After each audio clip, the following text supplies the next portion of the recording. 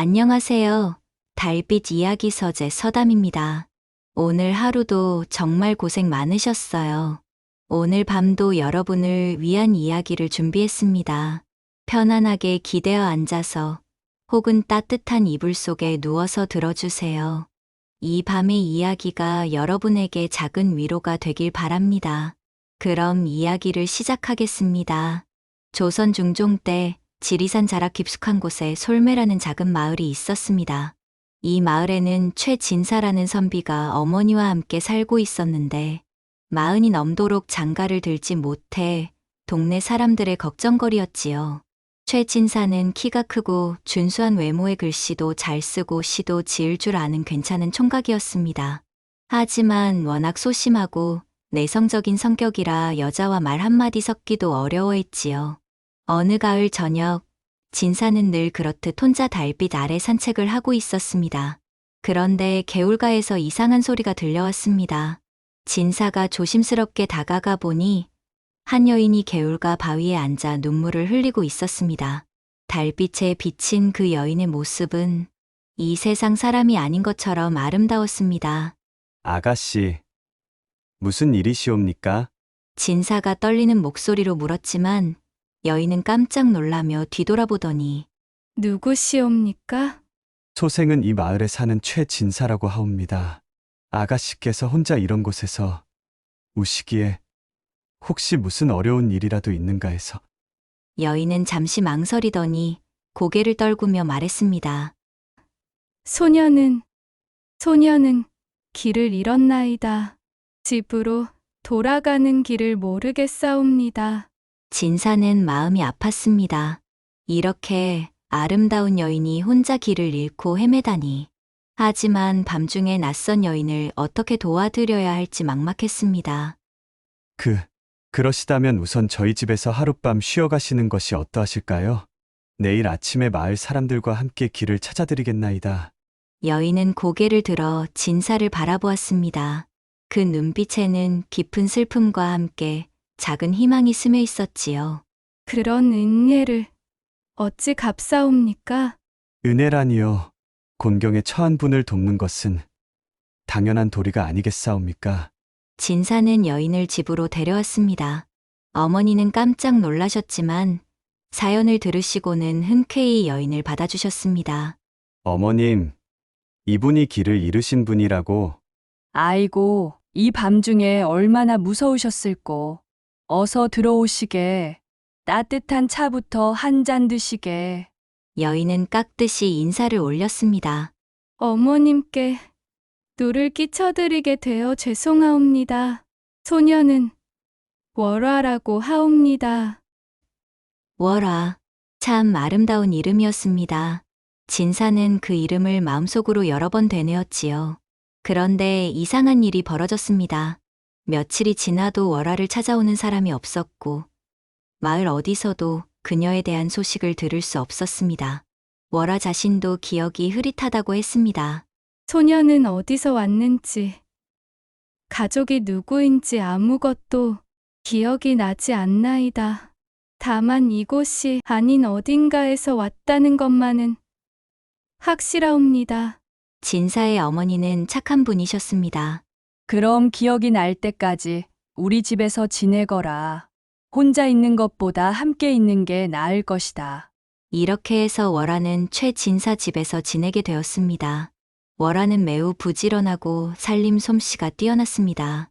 아침 일찍 일어나 마당을 쓸고 빨래를 하고 맛있는 음식도 만들었지요. 진사의 어머니는 월화를 친딸처럼 아끼셨습니다. 참 고마운 아이로구나. 덕분에 이 늙은이가 편해졌다. 진사도 점점 월화에게 마음을 빼앗기고 있었습니다. 하지만 워낙 소심한 성격이라 말 한마디 제대로 건네지 못했지요. 어느 날 저녁, 진사가 책을 읽고 있는데 월화가 차를 가져다 주었습니다.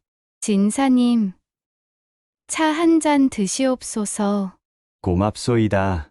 진사님께서는 어떤 책을 읽고 계시옵니까? 당나라 시집이옵니다.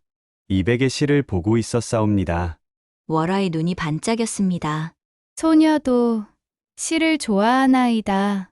한 수 들려주시겠사옵니까? 진사는 떨리는 목소리로 시를 읊었습니다. 창전명월광, 의시지상상, 거두망명월, 저두사고향. 아름다운 시옵니다. 월화가 조용히 말했습니다. 진사님의 목소리로 들으니 더욱 아름답나이다. 진사의 얼굴이 붉어졌지만 달빛 때문에 다행히 보이지 않았지요. 계절이 바뀌고 월화가 온 지 석 달이 지났을 무렵, 마을 사람들 사이에서는 온갖 소문이 돌기 시작했습니다. 최 진사 집에 여인이 들어왔다더군. 어디서 온 여인이요? 아무도 모르지. 어느 날 갑자기 나타났다는데. 혹시 기생이 아닐까? 설마 최진사가 그런 분은 아니지 않나? 이런 소문들이 월화의 귀에도 들어갔습니다. 월화는 점점 위축되어 갔고 진사는 그런 월화가 안타까웠습니다. 어느 날 밤 월화가 진사를 찾아왔습니다. 진사님, 무슨 일이시옵니까? 소녀가 이 집에 있는 것이 진사님께 누가 되는 것은 아닌지요? 진사는 깜짝 놀랐습니다. 무슨 말씀이시옵니까?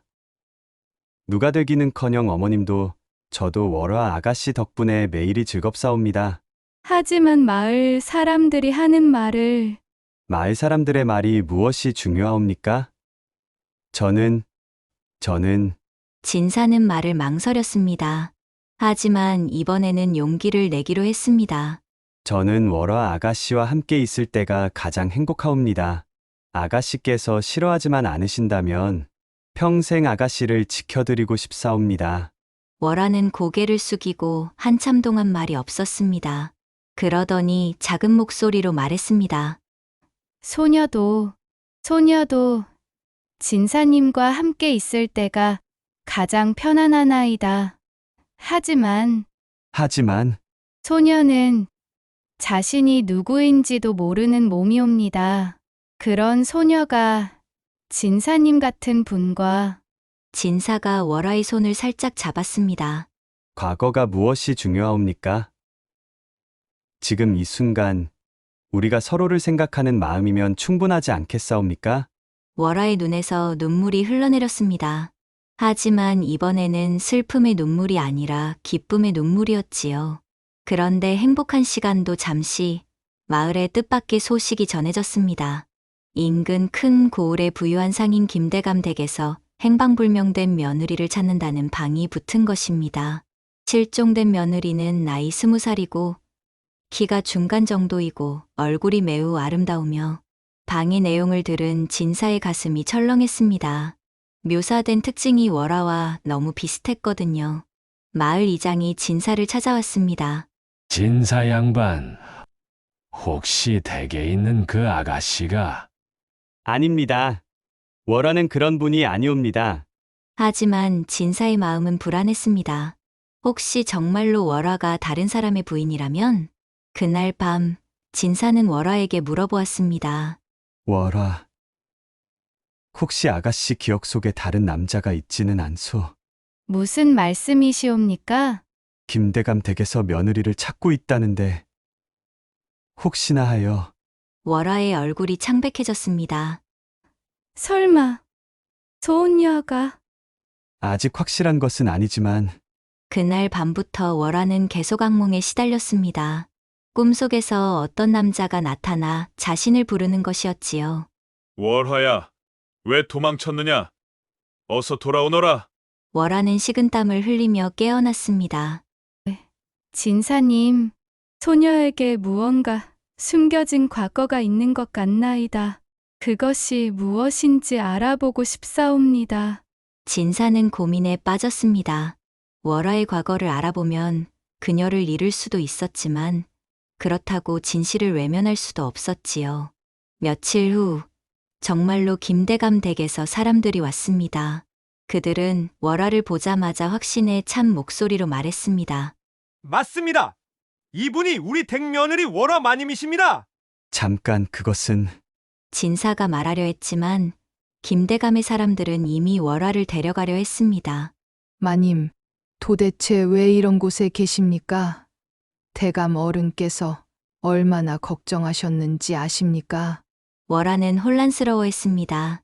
소녀는 기억을 잃으셨군요. 그럼 더욱 빨리 집으로 모시고 가야겠습니다. 월화가 끌려가면서 진사를 바라보았습니다. 그 눈빛에는 절망과 미안함이 가득했지요. 진사님, 죄송하옵니다.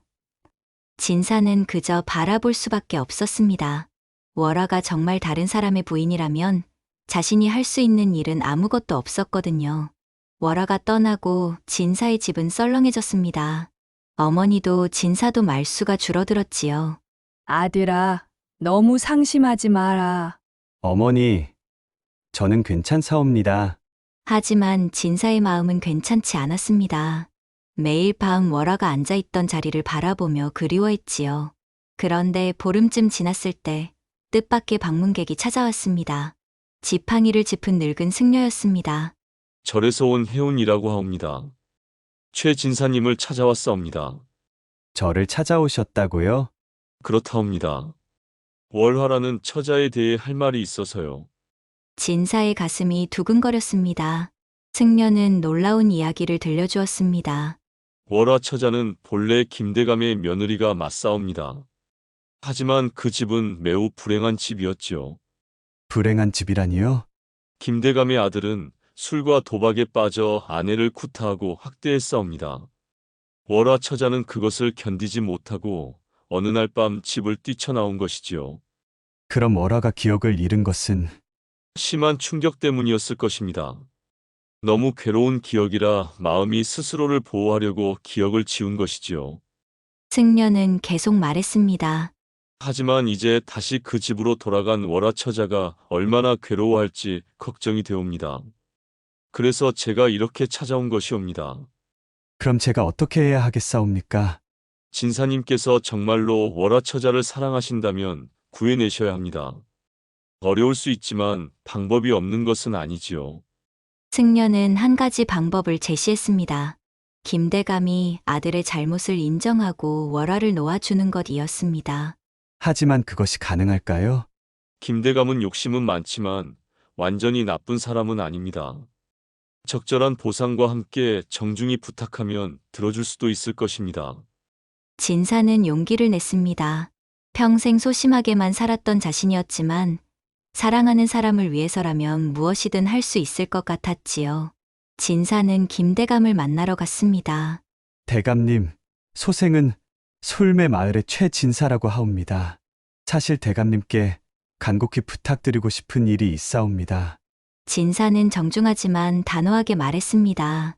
월화 마님께서 받으신 상처와 고통에 대해 잘 알고 있사옵니다.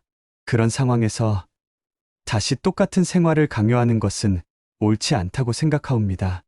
김대감은 처음에는 화를 냈지만 진사의 진심이 담긴 말을 듣고 점점 마음이 흔들렸습니다. 내 아들이 정말 그런 짓을?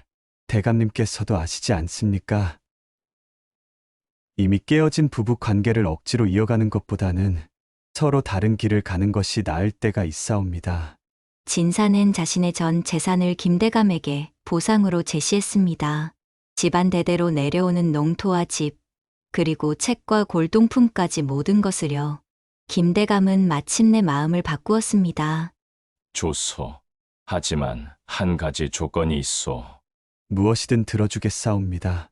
월화가 정말로 그대와 함께 살기를 원하는지 직접 확인해보고 싶소. 만약 그 아이가 거부한다면 이 일은 없던 것으로 할 것이오. 알겠사옵니다. 드디어 진사는 월화를 다시 만날 수 있었습니다. 월화는 많이 야위어 있었지만 진사를 보자 눈에 생기가 돌아왔습니다. 진사님, 정말 진사님이시옵니까? 월화 많이 기다렸소. 소녀는 모든 기억이 돌아왔나이다. 그리고 진사님께서 얼마나 소중한 분인지도 깨달아 싸웁니다. 두 사람은 서로를 바라보며 눈물을 흘렸습니다. 월화, 나와 함께 가겠소? 이번에는 정말로 아무도 우리를 방해할 수 없소. 진사님, 소녀 같은 사람 때문에 모든 재산을 잃으시다니. 재산이 무엇이 중요하오. 그대만 있으면 이 세상 그 무엇도 부럽지 않소. 김대감은 약속을 지켜 월화를 자유롭게 해주었고 진사와 월화는 정식으로 혼인할 수 있게 되었습니다. 비록 재산은 잃었지만 두 사람은 서로의 사랑으로 충분히 행복했습니다. 진사는 서당을 열어 아이들을 가르쳤고 월화는 바느질과 요리로 생계의 보탬이 되었지요. 어느 날 저녁 두 사람은 처음 만났던 그 개울가에 나가 앉아 있었습니다. 진사님, 그때 만약 소녀를 그냥 지나쳤다면 어떻게 되었을까요? 그런 일은 일어날 수 없었을 것이오.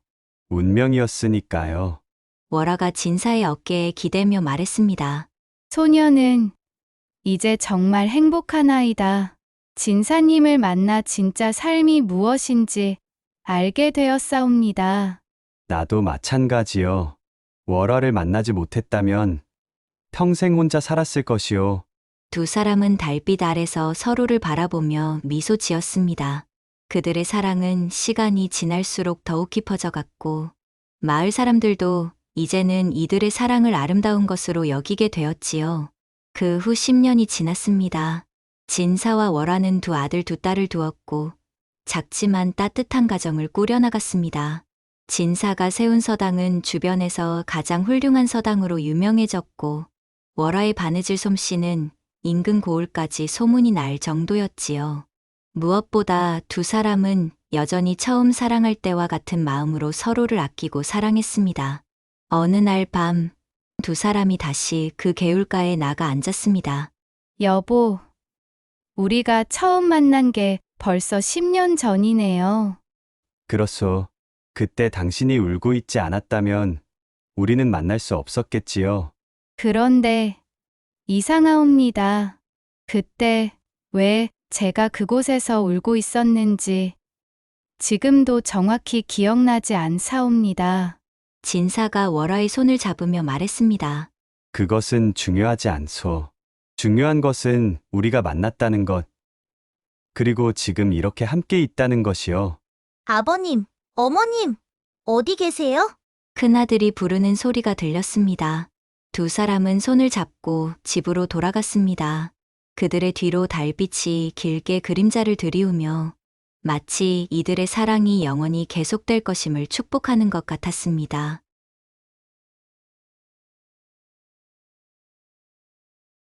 전라도 깊은 산줄기를 넘어선 곳, 발길 드문 작은 마을이 있었습니다. 초가지붕마다 눈이 소복이 쌓여 금세라도 꺼질 듯했고 우물가에는 새벽마다 얇은 얼음이 앉곤 했습니다. 겨울 바람은 골짜기마다 울음소리를 내며 지나갔고 사람들은 문을 꼭꼭 걸어 잠그고 아궁이에 불을 지펴 추위를 달래었습니다. 마을 끝 감나무 너머 작은 초가집 한 채가 있었습니다. 그곳에는 도자기를 빚는 여인 오가이가 살고 있었습니다. 가인은 28의 나이로 젊은 나이에 남편을 여인 과부였습니다. 남편이 남기고 간 것이라고는 낡은 물레와 금이 간 항아리 몇 점, 그리고 굳은 살 박힌 두 손뿐이었습니다. 매일 새벽이면 가인은 찬바람을 맞으며 진흙을 이겨 그릇을 빚었습니다. 손끝이 여러 감각이 무뎌져도 배가 고파 속이 쓰려도 묵묵히 물레를 돌렸습니다. 겨울 끝자락 어느 날 가인은 가마불을 살피며 길게 한숨을 내쉬었습니다. 올겨울이 유난히 길어 장에 내다 팔 그릇들이 모자랐던 것입니다. 그때 대문이 삐걱 열리며 찬바람이 들이닥쳤습니다. 문간에는 젖은 도포 차림이 젊은 사내가 서 있었습니다. 얼굴은 핏기가 가시고 손끝은 얼음처럼 파랬습니다. 눈발에 젖은 갓은 기울어져 있었고 집시는 너덜너덜해져 있었습니다. 분명 먼 길을 걸어온 나그네였습니다. 계시옵니까? 사내가 떨리는 목소리로 말했습니다. 이 추운 밤 어디서 오셨나이까? 가희가 조심스럽게 물었습니다. 조선시대에는 홀로 사는 여인이 낯선 남자를 함부로 집에 들일 수 없었기 때문입니다. 사내는 억지 미소를 지으며 답했습니다. 길을 잃었나이다. 불빛이 보여 감히 문을 두드렸사옵니다. 하룻밤만 신세를 져도 되겠사옵니까? 가인은 잠시 망설였습니다. 하지만 사내의 얼굴에서 아기는 보이지 않았고 무엇보다 이런 추위에 사람을 내칠 수는 없었습니다. 들어오시옵소서. 장작이 조금 남았사오니 손부터 녹이시지요. 가인은 말없이 고개를 끄덕이며 문을 활짝 열어주었습니다. 잠시 후 방 안에는 숭늉 냄새가 퍼졌고 사내의 굳은 손이 서서히 풀렸습니다. 따뜻한 방 안에서 사내는 얼어붙었던 몸을 녹이며 안도의 한숨을 내쉬었습니다. 성함을 여쭈어도 되겠사옵니까?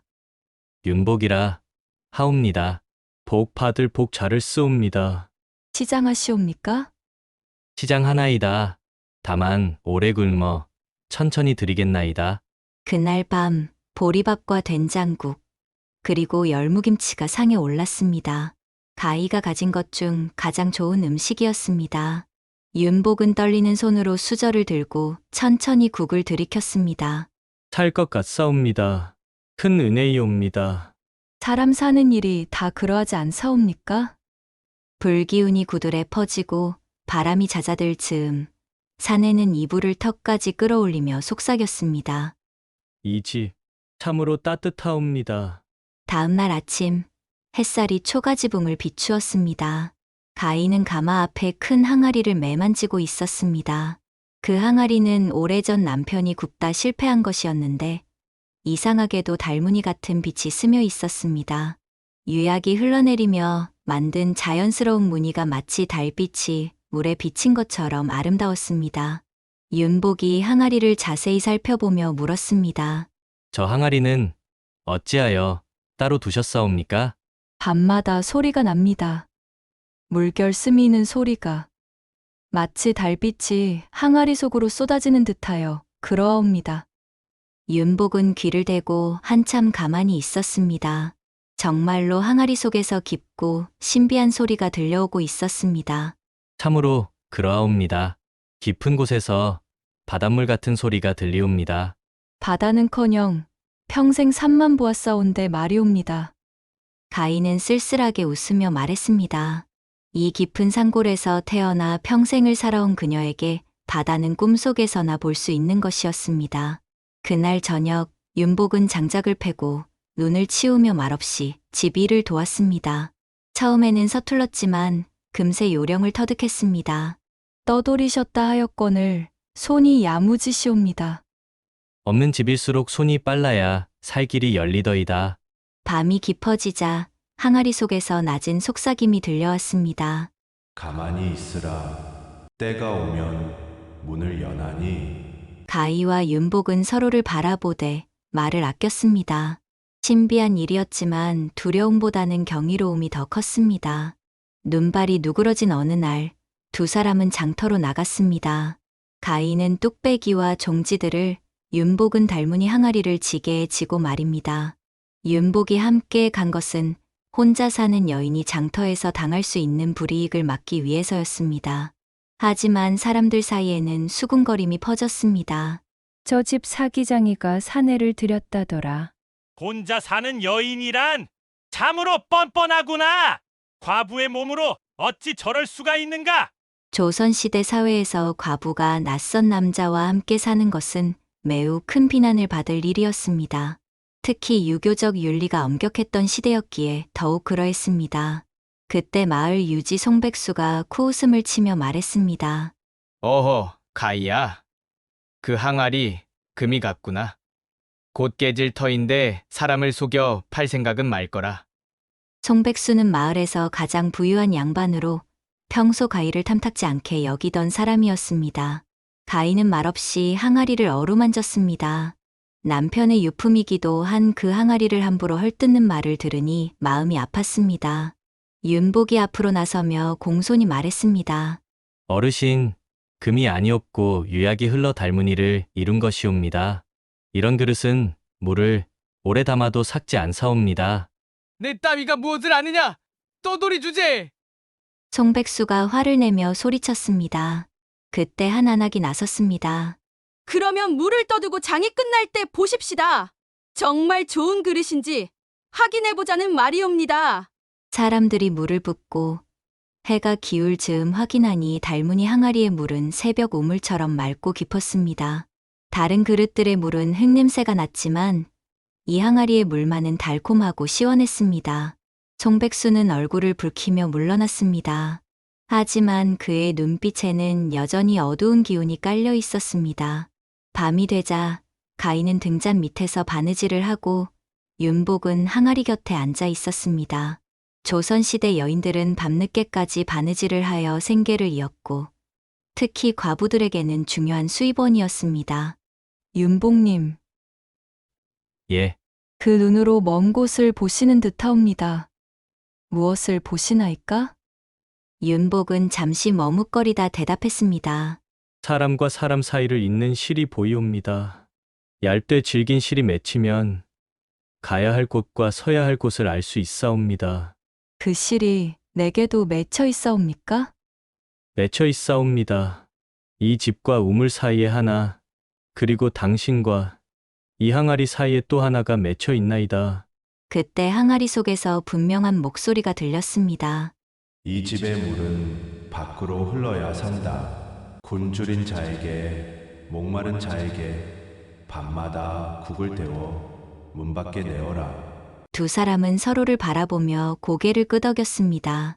항아리의 말이 무엇을 뜻하는지 알 것 같았습니다. 늦겨울 기침병이 돌았습니다. 아이들과 노인들이 먼저 앓기 시작했습니다.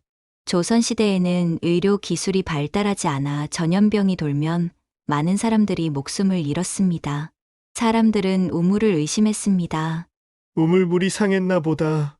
이상한 병이 도는 것을 보니 물에 독이 들었나 보구나. 윤복은 낮게 말했습니다. 우물은 탈이 없사옵니다. 장터에서 가짜 약재를 다려 마신 탓이옵니다. 당시 장터에는 가짜 약재를 파는 돌팔이들이 많았고 가난한 백성들은 값싼 가짜 약에 속아 오히려 병을 키우는 경우가 많았습니다. 사람들이 선뜻 믿지 않자 가희가 항아리를 가리키며 말했습니다. 그렇다면 이 물로 국을 쏘어 먼저 아이들에게 나눕시다. 과부년이 무슨 큰 소리냐? 송백수가 화를 냈지만 병든 아이를 둔 어미들은 가희의 말에 귀를 기울였습니다. 그날부터 집 앞에는 국을 받으려는 사람들이 줄을 섰습니다. 가희는 밤새도록 무와 배추를 끓여 국을 만들었고 윤복은 나무를 해다 불을 지폈습니다. 아이들이 먼저 한 숟갈 떠먹자 기침이 누그러졌습니다. 그 소식이 퍼지자 더 많은 사람들이 찾아왔습니다. 정말 신기하구나. 이 집 물이 약수인가 보다. 사람들은 감탄했지만 송백수만은 못마땅한 표정을 지었습니다. 병세가 가라앉은 뒤 마을 사람들은 가희를 다른 눈으로 보기 시작했습니다. 가인의 집 국 덕분에 우리 아이가 살았소. 그 집 물이 정말 신령한 물인가 보오. 과부라 뭐라 했지만 착한 사람이 분명하오. 사람들의 시선이 바뀌자 송백수의 얼굴은 더욱 굳어졌습니다. 어느 날 밤 윤복이 조용히 말했습니다. 소인이 이곳에 머문 지 벌써 한 달이 되었나이다. 그러하옵니다. 붉은 실이 점점 더 또렷해지고 있사옵니다. 남쪽 고을로 소인을 이끌고 있사옵니다. 가희의 가슴이 먹먹해졌습니다. 떠날 때가 다가오고 있다는 것을 알 수 있었습니다. 그곳에 무엇이 있사옵니까? 잃어버린 이를 찾는 이가 있사옵니다. 소인이 가서 그 실을 이어주어야 하나이다. 조선시대에는 가족을 잃고 찾아 헤매는 사람들이 많았습니다. 전쟁이나 기근, 도적대 등으로 흩어진 가족들이 서로를 찾아 전국을 떠돌아다니는 일이 흔했습니다. 가희는 고개를 끄덕였습니다. 그렇다면 가셔야지요. 실을 잇는 것이 윤복님의 일이라 하셨으니 하오나 이 집을 이 집은 괜찮을 것이옵니다. 항아리가 있고 사람들이 있으니 두 사람은 더 이상 말하지 않았습니다. 하지만 서로의 마음을 알고 있었습니다. 며칠 후 윤복은 조용히 보따리를 꾸렸습니다. 이제 소자는 길을 떠나야 하옵니다. 가희는 아무 말도 하지 않았습니다. 다만 항아리 앞에 앉아 물을 천천히 떠냈습니다. 마지막 밤 두 사람은 나란히 앉아 보리밥과 된장국을 천천히 나누었습니다. 평소와 같은 소박한 음식이었지만 이별을 앞둔 마음에는 더없이 소중하게 느껴졌습니다. 그리고 항아리 속에서 마지막 속삭임이 들려왔습니다. 사람이 떠날 때 붙들지 말고 사람이 올 때 밀어내지 마라. 그저 문을 열고 불을 지펴라. 윤복은 자리에서 일어나 깊게 절을 올렸습니다. 가희, 예, 고맙사옵니다. 소인도 감사드리옵니다. 다음 날 새벽, 윤복은 조용히 길을 떠났습니다. 가인은 대문 앞에서 그의 뒷모습이 산길 너머로 사라질 때까지 바라보았습니다. 눈물이 흘렀지만 가인은 닦지 않았습니다. 그저 그 눈물이 땅에 스며들도록 내버려 두었습니다. 매일 아침이면 국을 기다리는 사람들의 줄이 길어졌고 가인은 쉴 틈 없이 무와 배추를 썰고 국을 끓였습니다. 오늘은 무슨 국이에요? 아이들이 물었습니다. 오늘은 무국이구나. 내일은요? 내일은 배추국일 것이야. 아이들은 웃으며 국을 받아갔습니다. 어느 날 송백수가 찾아왔습니다. 가희, 예, 어르신. 그 사내는 어디로 갔느냐? 남쪽 고을로 가셨나이다. 과부 주제의 사내를 들였다 내쫓았으니 이제 새 시집도 못 가겠구나. 송백수의 말에는 여전히 도끼가 서려 있었습니다. 하지만 가인은 담담하게 대답했습니다. 소인은 혼자가 아니옵니다. 매일 이렇게 많은 사람이 찾아오고 윤복이 남긴 마음이 있사옵니다. 송백수는 더 이상 말하지 않고 돌아갔습니다. 겨울이 지나고 봄이 왔습니다. 감나무에 새순이 돋고 우물가에 개나리가 피기 시작했습니다. 가희의 집 앞에는 여전히 사람들의 발길이 끊이지 않았습니다. 이제는 병든 사람들뿐만 아니라 배고픈 나그네들, 길 잃은 아이들, 외로운 노인들까지 찾아왔습니다. 아주머니, 오늘은 무슨 국이에요?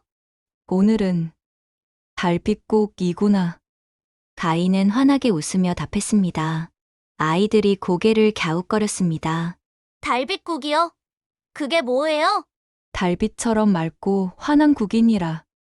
마시면 마음이 환해지는 국이란다.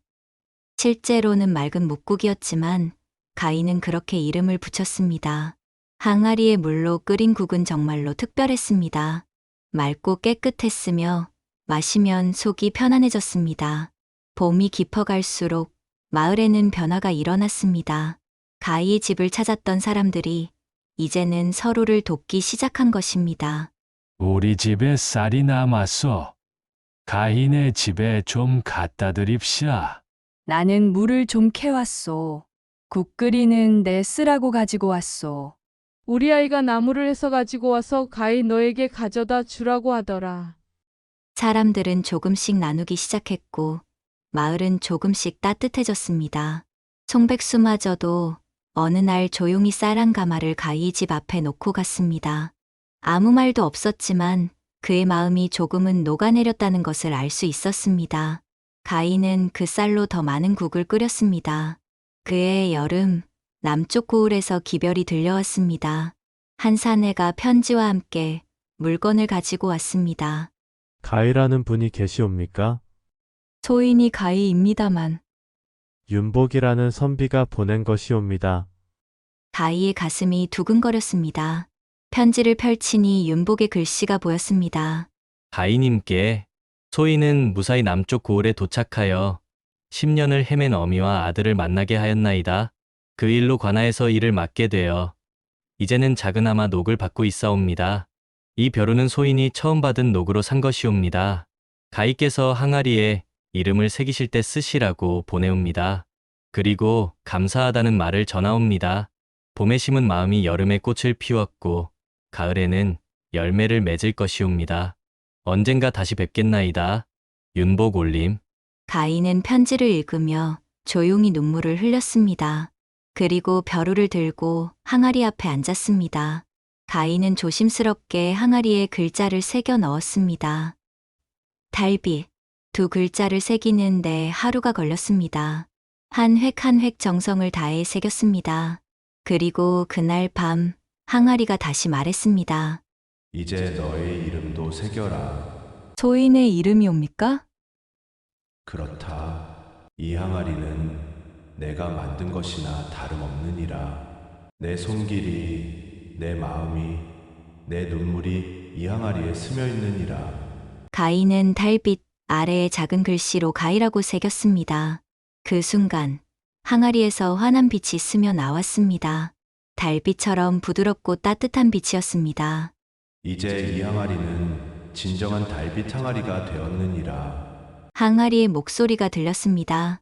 사람의 마음이 담긴 그릇은 결코 깨지지 않느니라. 비록 금이 가고 깨져도 그 안에 담긴 마음은 영원히 남느니라.